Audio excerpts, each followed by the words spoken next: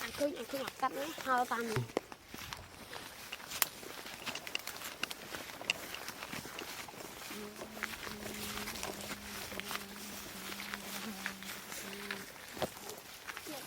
giờ nó bỏ chút ở bên trong cái bãi nhà này càng ố cái ố nhà chút đá ôm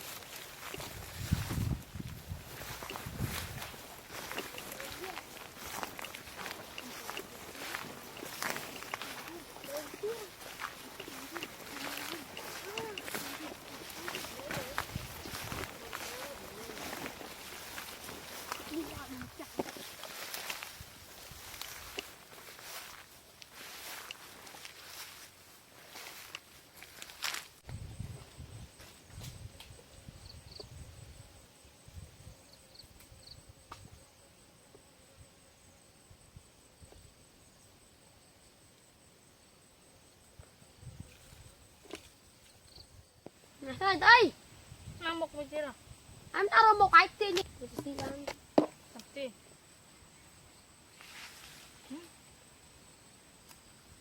chui cam tiện rồi một ạ anh đi chỉ làm một cái đây hết á muốn khi một tiền cho người nhỉ nhớ một cái cho ạ ê nhà này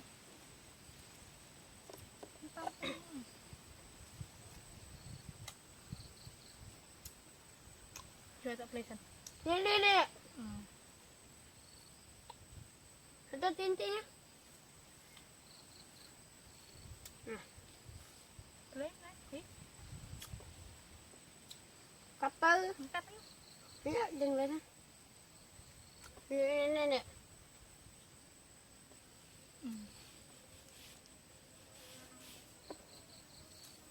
má phải nhá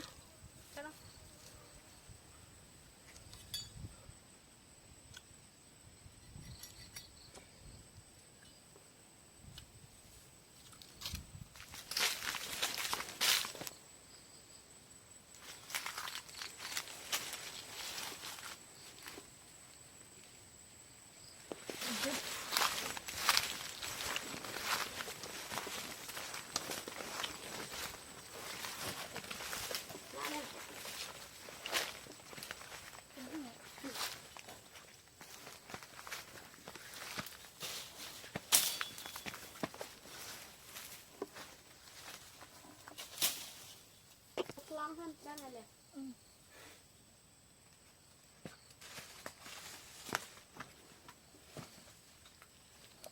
bị khai rồi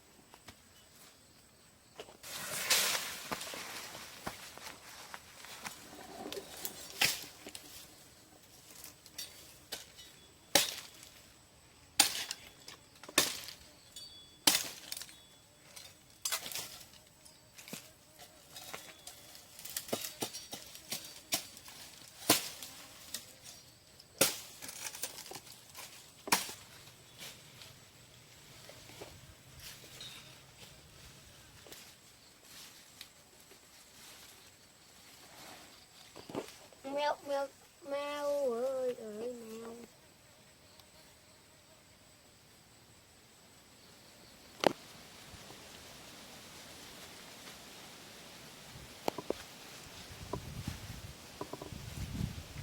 bắn tóc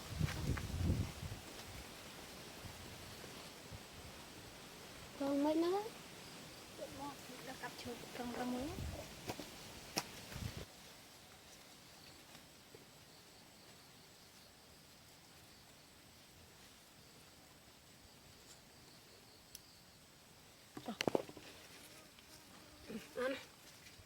mất ở cái cột bắn này cái này là gì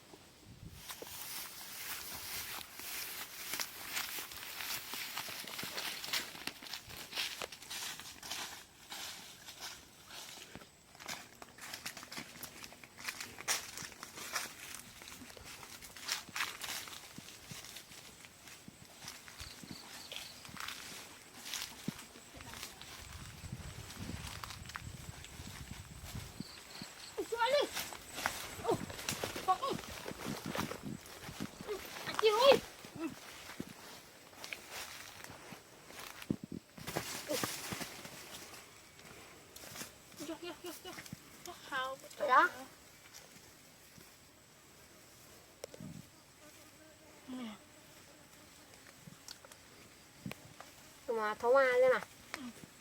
Mưa ạ.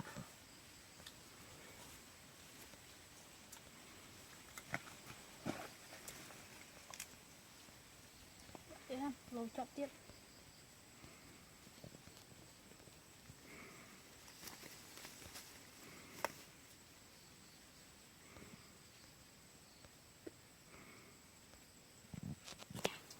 Thùng đá đó con. Thác chọc ha.